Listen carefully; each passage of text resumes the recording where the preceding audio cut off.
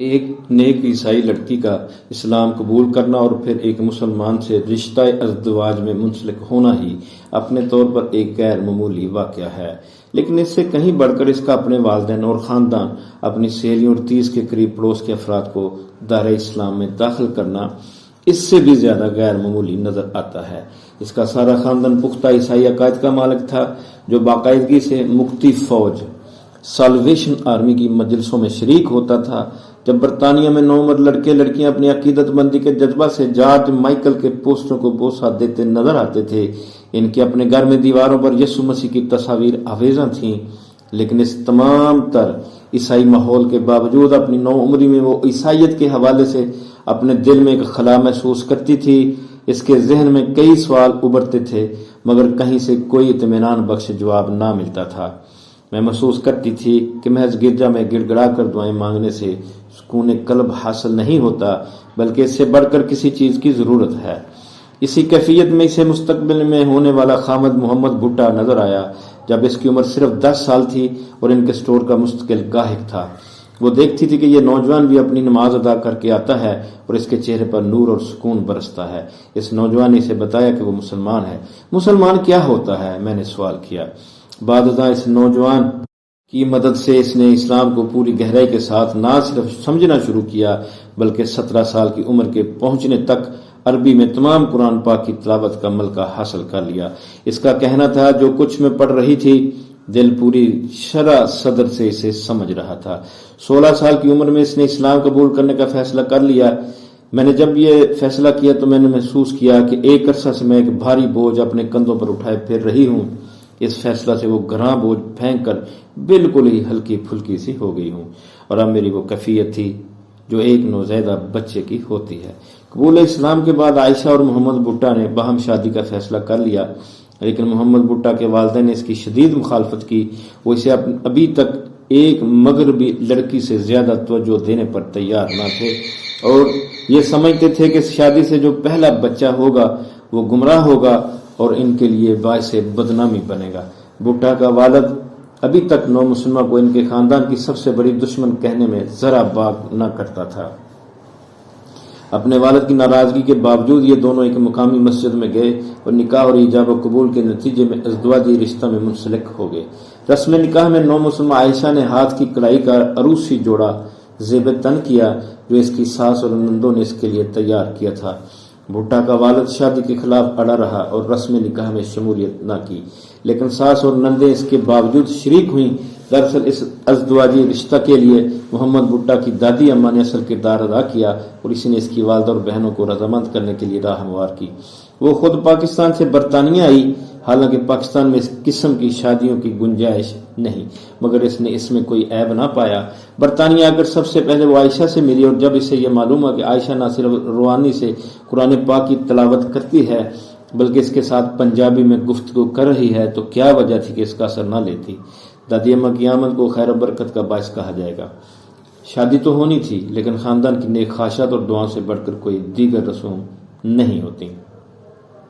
عائشہ کے والدین مائیکل اور مارجوری راجرز بھی اپنی بیٹی کی شادی میں پوری خوش دلی سے شریک ہوئے، لیکن جس چیز سے وہ دونوں خاص طور پر متاثر ہوئے وہ ہاتھ سے کڑا ہوا قمیض شلوار کا عروسی جوڑا تھا۔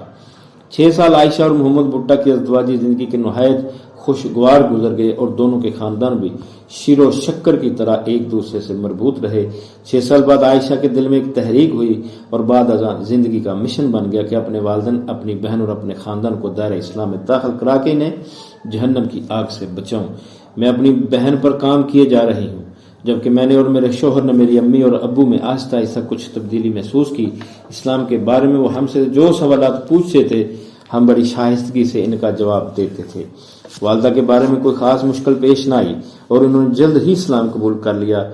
مارجوری راجرس کی بجائے انہوں نے اپنا نام سمیہ رکھ لیا، اور شاعر اسلام کی شدت کے ساتھ پابند ہو گئی کہ سر پر دوپٹہ اوڑھنے کے ساتھ ساتھ بر وقت نمازوں کی پابندی کو اپنا شعار بنا لیا، اور اللہ تعالی اور تعلق باللہ کو زیادہ سے زیادہ مستحکم کرنا زندگی کا مقصد بن گیا۔ اب کچھ عرصہ قبل وہ کینسر کے موذی مرض کا شکار ہو کر پکی مومنہ کے طور پر دنیا سے رخصت ہو چکی ہیں، لیکن اپنے شوہر اور میرے والد کو مسلمان بنا کر خوش رخصت ہوئی۔ میں اور میری امی دونوں بڑی دلجمی سے ان کو دعوت دین دیتے رہے، بالخصوص جب ہم کچن میں صوفہ پر بیٹھے ہوتے تو اسلام ہی ہمارا موضوع ہوتا۔ بالآخر مشیت ایزدی جوش میں آئی اور میرے والد پکار اٹھے، اگر کوئی شخص مسلمان ہونا چاہے تو وہ کیا الفاظ ادا کرے گا؟ یہ الفاظ سن کر میں اور میری امی خوشی سے اچھل پڑے اور چند لمحوں بعد کلمہ شہادت کی ادائیگی کے ساتھ وہ مسلمان ہو چکے تھے۔ 3 سال بعد عائشہ کے بھائی نے ٹیلی فون پر اپنی بہن کو یہ خوشخبری سنائی، بہن میں مسلمان ہو گیا ہوں۔ بعد ازاں اس کی بیوی بچے بھی اس کی تقلید کرتے ہوئے مسلمان ہو گئے۔ اس پر میرا کام ختم نہیں ہو گیا تھا، اب میری توجہ کا مرکز کوکاؤڈیڈ بستی کے فلیٹ ہو گئے۔ گزشتہ 13 سال سے ہر سوموار کو عائشہ نے بستی کی خواتین میں درس اسلام کا سلسلہ جاری کیا ہوا ہے، جس کے نتیجے میں اب تک 30 خواتین مسلمان ہو چکی ہیں۔ الحمدللہ، اللہ اکبر۔ خواتین زندگی کے مختلف شعبوں اور مختلف مسائل سے دوچار اس کے درس میں شامل ہوتی ہیں۔ ایک خاتون ٹروڈی کا معاملہ بالکل عجیب ہے۔ یہ خاتون گلاسگو یونیورسٹی میں لیکچرار تھی اور کیتھولک مذہب کی حامل۔ اس نے محض ریسرچ کے خاطر عائشہ کی کلاسز میں آنا شروع کیا، لیکن 6 ماہ کا عرصہ کلاسیں اٹینڈ کی تھیں کہ مسلمان ہو گئی، یہ کہتے ہوئے کہ عیسائیت منطقی تضادات کا مجموعہ ہے جنہیں پہیلیوں کا نام دیا جا سکتا ہے۔ ٹروڈی نے البتہ حجاب کا استعمال نہیں اپنایا ہے، یہ کہتے ہوئے کہ یہ مردوں کی اپنی قرآنی تشریح ہے، ابھی اس کا خاندان اس کے اسلام کے بارے میں لا علم ہے۔ درس کے اس سلسلہ میں ایسی مسلمان لڑکیاں جو مغربی زندگی سے مرعوب ہونے کے ساتھ روحانیت کی متلاشی ہوتی ہیں شامل ہوتی ہیں۔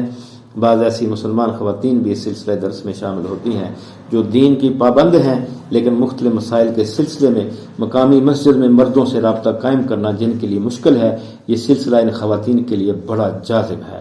عائشہ کے شوہر محمد بھٹا، جس کی عمر اب 41 سال ہے، اسکاٹش نوجوانوں میں اس انداز سے دعوت اسلام کا کام نہیں کر سکتے۔